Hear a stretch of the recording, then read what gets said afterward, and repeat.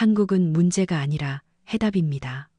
서울의 심장부에서 울려 퍼진 유럽의 새로운 약속. 바로 며칠 전 유럽의회와 18개국 의회에서 온 45명의 의원들이 서울에 모여 무궁화 클럽 연례총회에 참석했습니다. 이는 단순한 외교적 방문이 아니라 한국을 향한 유럽의 정책이 역사적인 전환점을 맞이했음을 알리는 신호탄이었습니다. 먼저 이번 방문의 규모가 얼마나 대단한지 설명해 드리겠습니다.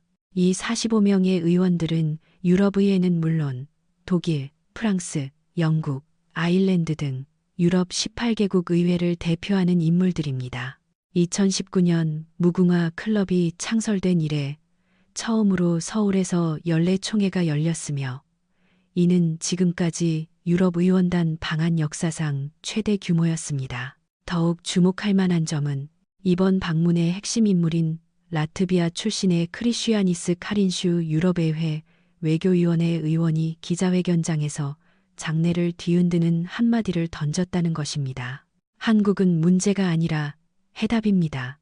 Korea is not the problem, but the solution. 이 문구는 즉시 티셔츠에 인쇄되어 박진우 대한민국 외교부 장관에게 선물되었습니다. 이것은 단순한 구호가 아닙니다. 한국의 전략적 가치에 대한 유럽의 완전히 새로운 인식을 보여주는 선언이었습니다. 유럽은 왜 이 시점에 이토록 공개적으로 한국을 지지하고 나선 것일까요? 해답은 사실 매우 간단하고 현실적입니다.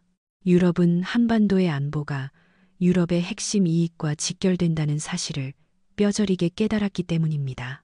한국은 전 세계 반도체 생산량의 60% 이상을 차지하고 있으며 특히 최첨단 칩 제조 능력의 90% 이상을 장악하고 있습니다. 이는 만약 한반도에서 분쟁이 발생한다면 그 영향은 한국과 중국에만 국한되는 것이 아니라 전 세계 경제가 마비 상태에 빠질 수 있다는 것을 의미합니다. 한국은 EU의 13번째로 큰 무역 파트너이며 한반도에서 충돌이 버파할 경우 유럽이 직면할 경제적 손실은 상상을 초월할 것입니다. 이것은 위협적인 말이 아니라 실제 데이터를 기반으로 한 냉정한 계산입니다. 유럽의 자동차 산업, 통신 장비, 국방 시스템 모두가 이 칩에 의존하고 있습니다. 2023년에 통과된 유럽 칩스버 유로피안 칩스 액트는 한국을 같은 생각을 가진 핵심 파트너로 명시했는데 이 표현 자체가 많은 것을 설명해 줍니다. 유럽은 더 이상 한국을 아시아의 멀리 떨어진 반도로 여기지 않고 자신들의 경제 안보의 생명선으로 간주하기 시작한 것입니다. 2022년 러시아의 우크라이나 침공은 유럽에게 피비린내 나는 교훈을 남겼습니다. 하나의 거대 권위주의 국가가 마음대로 역사적 서사를 빌미로 이웃 국가의 전면전을 일으키고 에너지를 비롯한 경제적 수단을 통해 협박할 수 있다는 것을 목격했습니다. 유럽의 정책 결정자들은 이 장면을 보며 즉시 한반도의 상황을 떠올렸습니다. 생각해 보십시오. 거대한 권위주의 국가가 민주주의 이웃 국가에 대해 주권을 주장하고 전 세계 경제를 중단시킬 위험이 존재한다는 점에서 두 상황은 놀라울 정도로 유사합니다. 이러한 유사성 때문에 유럽은 한반도 문제를 더 이상 먼 아시아의 일로 치부할 수 없다는 것을 깨달았습니다. 더 치명적인 것은 만약 한반도에서 위기가 발생하면 미국은 필연적으로 유럽의 방대한 군사 자원을 인도, 태평양 지역으로 이동시킬 것이라는 점입니다. 이는 나토의 억제력을 심각하게 약화시키고 러시아에게 더 큰 전략적 공간을 제공하게 될 것입니다. 유럽은 한반도 분쟁으로 인해 자신들의 안보가 위협받는 상황을 원치 않습니다. 바로 이러한 현실적인 고려에 기반하여 조셉 보렐 EU 외교안보정책 고위 대표는 2022년에 한반도의 평화와 안정을 유지하는 것은 이 지역의 안보와 번영뿐만 아니라 우리 자신에게도 똑같이 중요하다고 명확히 밝혔습니다. 이번 무궁화 클럽 서울 총회의 의의는 바로 이러한 추상적인 정책 표명을 구체적인 행동과 협력으로 전환했다는 데 있습니다. 그중 가장 극적인 협력 분야는 바로 해저 케이블 안보입니다. 실제로 일어났던 몇 가지 이야기를 들려드리겠습니다. 올해 2월 홍타이 58호라는 토고 국적의 화물선이 제주도 인근 해역에서 제주, 목포 간 제3호 해저 케이블을 예기치 않게 절단하는 사고가 발생했습니다. 이 배는 토고 국기를 달고 있었지만 선장은 중국인이었고 중국 자본의 배경을 가지고 있었습니다. 더욱 기이한 점은 이 사고의 시간과 위치가 너무나도 정교했다는 것입니다. 광주지방법원은 1심에서 이 중국인 선장에게 징역 3년을 선고했고 2심에서도 원심을 유지했습니다. 이는 한국에서 해저 케이블 파괴로 유죄 판결을 받은 최초의 사례였습니다. 하지만 이것은 빙산의 일각에 불과합니다. 똑같이 극적인 사건들이 유럽에서도 발생했습니다. 발트해에서는 2023년부터 2025년 사이에 총 12건의 고의적 파괴로 의심되는 사건이 발생했습니다. 작년에는 핀란드와 스웨덴, 리투아니아와 독일을 연결하는 두 개의 주요 통신 케이블이 거의 동시에 손상되었습니다.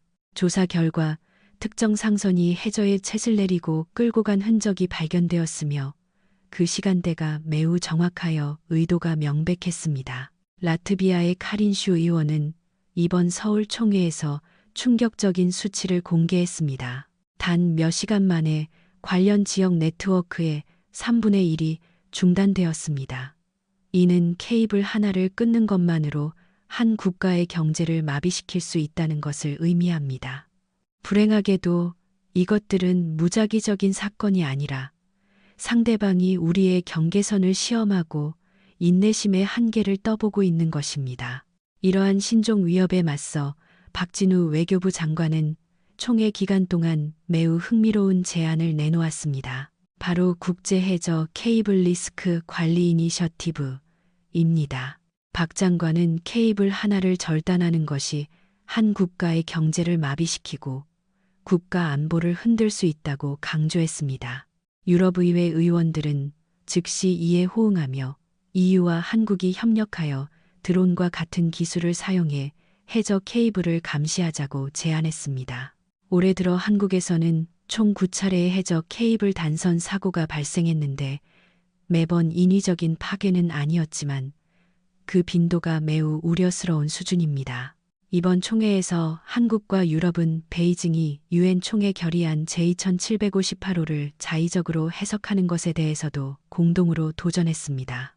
베이징은 이 결의안이 중화인민공화국의 유엔 대표권을 확인했을 뿐만 아니라 대만에 대한 주권까지 확인했다고 주장해왔습니다. 하지만 무궁화 클럽 서울 총회에서 발표된 공동 성명은 유엔 결의안 제2758호는 대만과 관련이 없다고 명확히 밝혔습니다. 이 표현은 간단해 보이지만 전략적 의미는 매우 큽니다. 만약 국제사회에서 이러한 공감대를 형성할 수 있다면 베이징이 미래의 대만을 무력으로 침공하는 데 사용할 수 있는 핵심적인 법리적 근거를 사전에 무력화시킬 수 있습니다.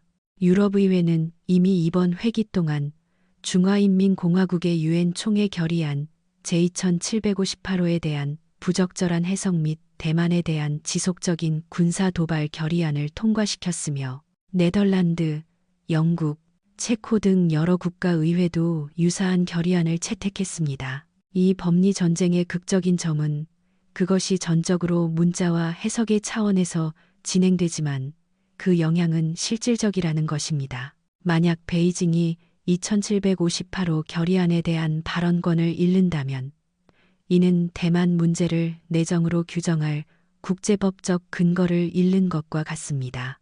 그렇다면 이처럼 전례 없는 유럽의 대연합에 대해 베이징은 어떻게 대응했을까요? 여기서 매우 흥미로운 현상이 나타납니다. 통상적으로 중요한 외국 정치인이 대만을 방문하면 베이징은 즉시 강력한 규탄 성명을 발표합니다. 하지만 이번에 45명의 유럽 의원들이 서울을 방문했을 때 베이징의 반응은 매우 미묘했습니다. 중국 외교부의 10월 27일, 28일, 29일 정례 브리핑에서 대변인은 무궁화 클럽 대표단의 방문을 직접적으로 지목하여 비난하지 않았습니다. 사실 이러한 침묵은 전략적이었습니다. 베이징은 19개 입법기관에서 온 45명의 유럽 의원들을 직접적으로 강력하게 비난하는 것이 외교적으로 복잡할 뿐만 아니라 오히려 유럽 전체의 반감을 불러일으키는 역효과를 낳을 수 있다는 것을 깨달았던 것입니다. 하지만 베이징이 이번 방문을 완전히 무시한 것은 아닙니다. 그들은 서사 선점 나라티브 프리엠츠 전략을 사용했습니다. 이 수는 상당히 정교했습니다.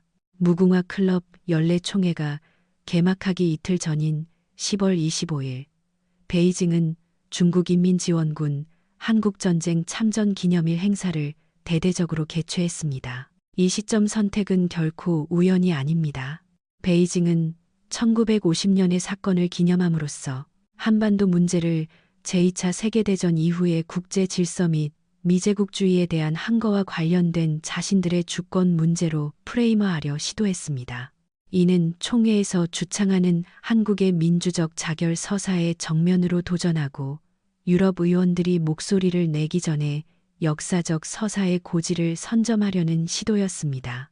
이러한 서사 선점 전략은 베이징이 담론 주도권 쟁탈을 얼마나 중요하게 여기는지를 보여줍니다. 21세기의 지정학적 경쟁은 군함과 제재에만 달려있는 것이 아니라 역사 해석과 법리 논쟁의 싸움에 달려있기 때문입니다. 물론 한국 정책에 대한 유럽 각국의 태도에는 여전히 미세한 차이가 존재합니다. 유럽 최대 경제국인 독일의 경우 중국과의 경제무역 관계가 항상 긴밀했습니다. 숄츠 총리는 중국과의 완전한 디커플링은 안 된다고 강조해왔습니다. 그러나 주목할 점은 이러한 배경 속에서도 독일이 자국 내 삼성전자 반도체 공장 유치 프로젝트에 대해 전례 없이 적극적인 태도를 보였다는 것입니다. 이 움직임은 중요한 신호를 보냅니다. 즉, 국가 안보와 기술 자립에 직결되는 반도체 분야에서 유럽이 더 이상 단일 시장에만 의존하지 않고 공급망 안정과 전략적 균형을 우선적으로 고려하기 시작했다는 것입니다.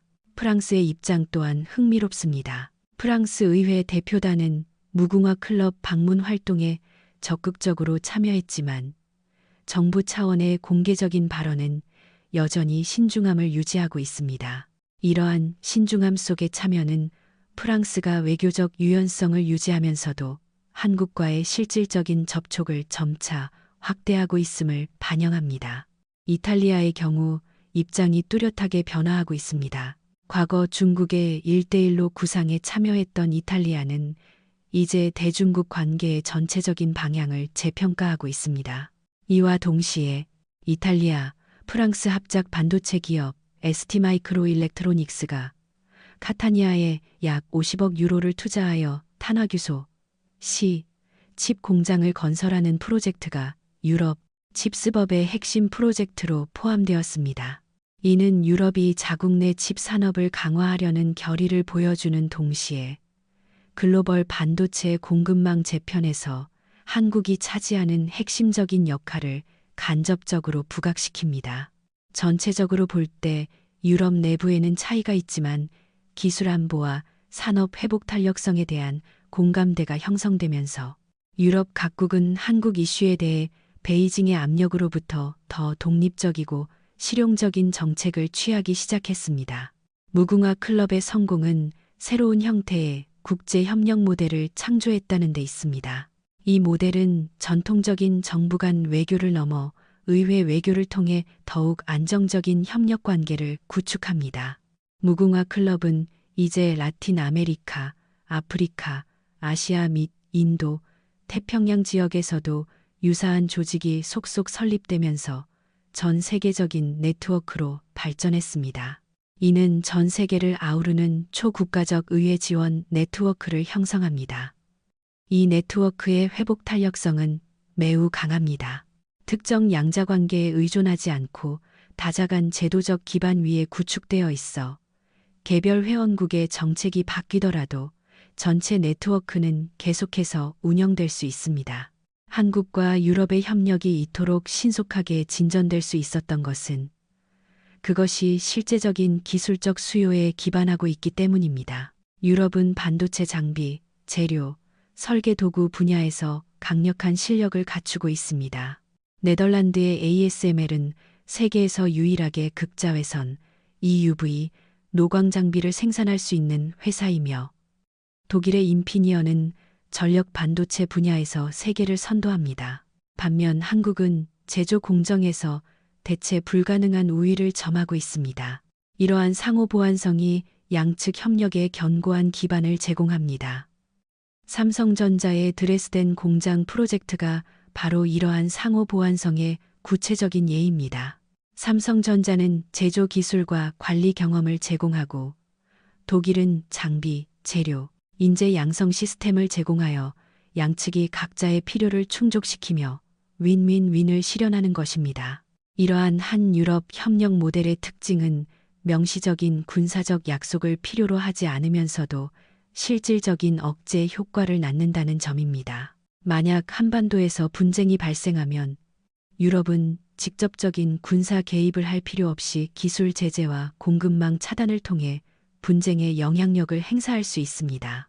해저 케이블 협력은 좋은 예입니다. 표면적으로는 기술 협력이지만 실제로는 새로운 형태의 안보 파트너십을 구축하는 것입니다. 만약 한쪽의 해저 케이블이 공격을 받으면 다른 쪽이 기술 지원과 비상 대응 방안을 제공할 수 있습니다. 한편 베이징 역시 1대1로 구상, 상하이 협력기구 등을 통해 자신들만의 국제 협력 네트워크를 구축하려 노력하고 있습니다.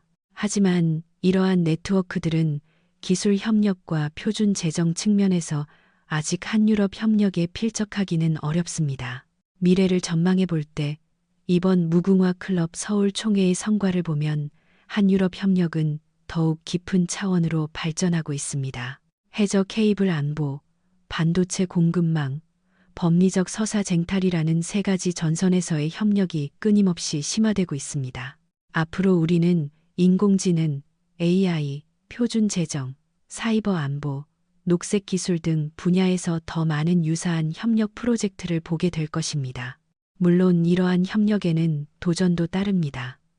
중국의 반격 조치, 유럽 내부의 이견, 미국 정책의 불확실성 등이 협력의 진전에 영향을 미칠 수 있습니다. 하지만 현재의 추세로 볼 때 한유럽 협력의 기세는 거스를 수 없습니다. 왜냐하면 그것은 양측의 핵심 이익에 기반하고 있으며 매우 강력한 내재적 동력을 가지고 있기 때문입니다. 오늘의 분석은 여기까지입니다. 이 주제가 흥미로우셨다면 좋아요와 구독을 잊지 마십시오. 다음 시간에 다시 뵙겠습니다.